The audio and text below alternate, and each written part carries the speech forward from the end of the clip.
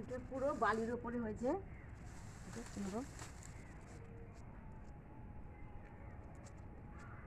পুরো বালির ওপরে হয়েছে কুমড়োটা।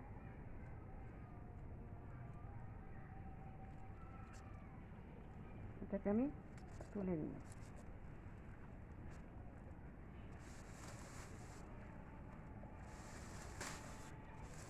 এটা পুরো বালির মধ্যে হয়েছে। এটা রান্না করে আপনাদেরকে দেখাবো।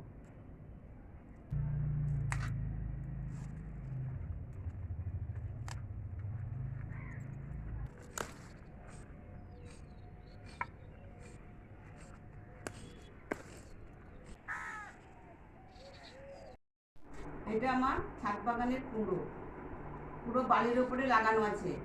এর আগেও আমি একটা আপনাদেরকে কুমড়ো দেখিয়েছি, ছাদ বাগানের কুমড়ো আমি দেখিয়েছি সম্পূর্ণ বালির ওপরে।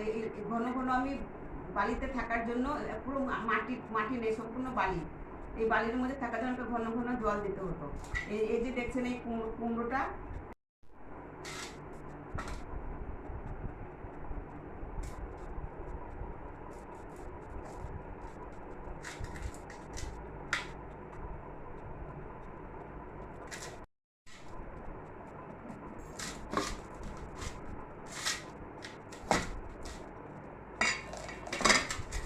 লাল হয়েছে, আবার লাল মিশে গেছে।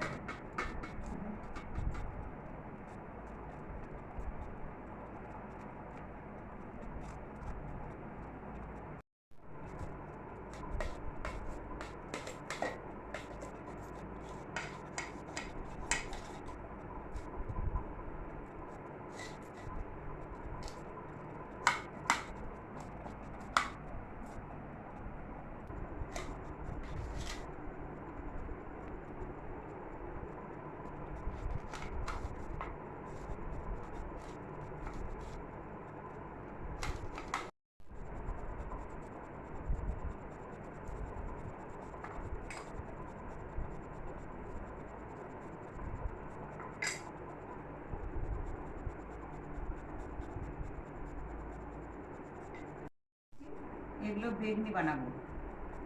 আমার ছেলেমেয়েরা বেগনি খেতে খুব ভালোবাসে। বেগনি বানাবো।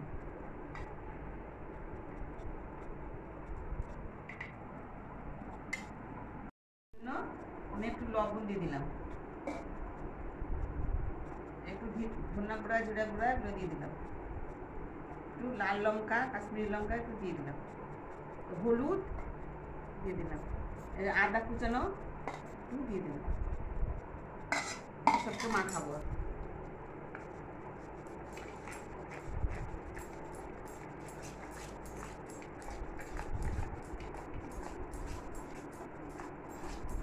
আমাদের বাড়ির লোক এটা খেতে খুব পছন্দ করে।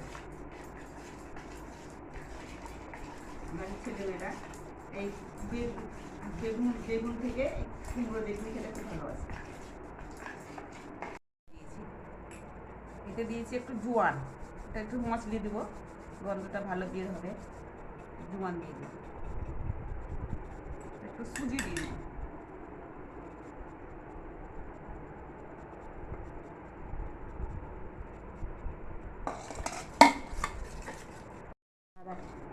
সুজি দিয়ে দিলাম, সুজিটা দিলে একটু মুচমুচে হবে। এটা কুমড়োর ফুল, কুমড়োর ফুল, কুমড়োর ফুলের বেগুনি।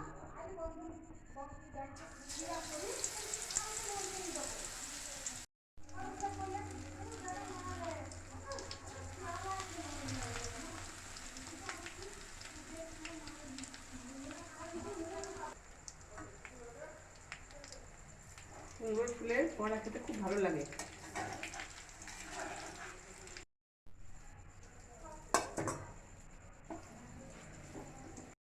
কুমড়োগুলো দিয়ে দেবো একটা একটা করে। কুমড়োর বেগুনি।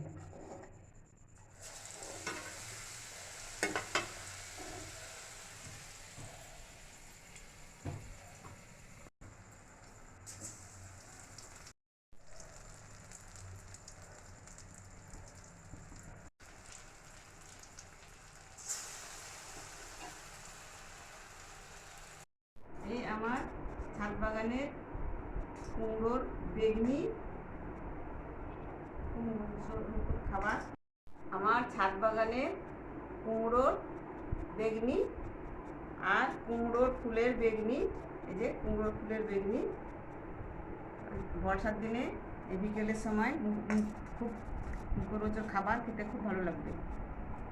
এই যে এটা আমি বানালাম।